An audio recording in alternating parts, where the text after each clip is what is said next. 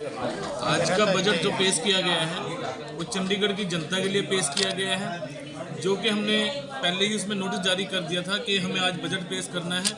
और जिस तरह से मुझे पता लगा है कि जो बीजेपी है उसे निराधार बता रही है, ये निराधार नहीं है। चंडीगढ़ के विकास कार्य को लेके मीटिंग बुलाई गई थी और चंडीगढ़ के बेहतरी के लिए विकास कार्य करने के लिए आज बजट पेश किया गया है। बजट में क्या कुछ खास है पिछले बजट के मुकाबले? सर, इस बजट में क्या खास रहेगा, क्योंकि आपने काफी वादे किए हुए हैं आम आदमी पार्टी ने और कांग्रेस ने भी। आज जो बजट हमने पेश किया है इसमें कुछ चीज़ें ऐसी थी जो स्ट्रे डॉग को लेके हमारा बहुत कम बजट था, उसे बढ़ाया गया है। गांव कॉलोनियों का बहुत कम बजट था, उनकी विकास कार्य की गति रोकी गई थी, उसे बढ़ाया गया है।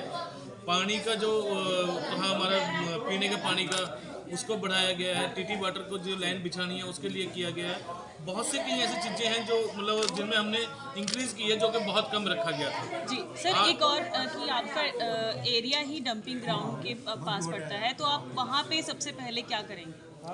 देखिए ना, डंपिंग ग्राउंड के पास मेरे एरिया के मेरा घर है जी। मेरा ये क्या, मेरा घर है, मेरा वहाँ पर बहुत ज़्यादा। और डंपिंग ग्राउंड का मैं जब चुन के आया था इस हाउस के अंदर एज ए काउंसलर, तब से मेरा प्रयास रहा है कि डंपिंग ग्राउंड को मैं ख़त्म करूँगा। और आज करीबन वो 70% ख़त्म भी हो चुका है। जिस तरह से मैंने हाउस में अपनी बात रखी, गवर्नर साहब से मीटिंग की है, तो उस हिसाब से आज 70% खत्म हो चुका है। 30% अपने कार्यकाल में खत्म कर दूँगा। कितने करोड़ का बजट सर पास किया? करीबन 1200 करोड़। सर, एक और कि भाजपा बार बार कह रही है कि वो इस वोट को जो बजट है उसको प्रेफर नहीं करते, वो मानते नहीं है, तो आप इस क्षण में क्या कहेंगे? देखिए, बीजेपी का जो है, बीजेपी जो करे वो लोकतंत्र, जो हम करे वो अलोकतंत्र ना। जैसे उन्होंने 30 तारीख को लोकतंत्र की हत्या की, वो संवैधानिक। जो हम माननीय सर्वोच्च उच्च न्यायालय से चुनकर आ गए वो असंवैधानिक। तो उनकी तो मैं बात ही क्या करूं। और हमने निष्पक्ष चुनाव कराया, वो भी उन्हें वो नहीं लगता कि वो सही था, है ना। अब जो हमने बजट पेश किया उन्हें ये लगता है ये भी सही नहीं है। एफएनसीसी पहले होनी चाहिए। पिछले दो साल मैडम सरबजीत कौर जी और हमारे अनूप गुप्ता जी ने जब बजट पेश किया, क्या उनसे पूछा गया कि आपके काल में जो एफएनसीसी थी उस टाइम आपने एफएनसीसी में लेके गए? वो एक बार भी एफएनसीसी में ले गए? ये सभी रूल क्या हमारे लिए बनाए गए हैं। और जो हमारे एक्सीडेंटल, मैं कहूँगा, जो हमारे मनोज सोनकर जी थे, वो भी मेयर जब बने, क्या उन्होंने एफएनसीसी बनाई थी जो उन्होंने 7 तारीख को बजट पेश करने की रख दी थी तारीख? तो मैडम, ये सारे जो रूल हैं हमारे ऊपर लागू होते हैं।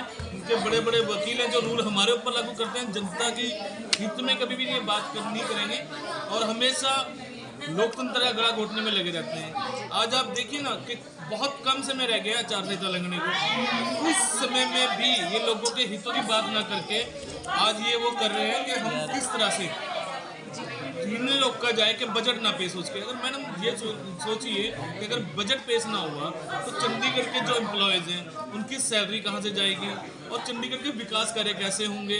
चंडीगढ़ का पूरा सिस्टम ठप हो जाएगा ना। उन्हें आज उस चीज़ से भी कोई लेना देना नहीं है।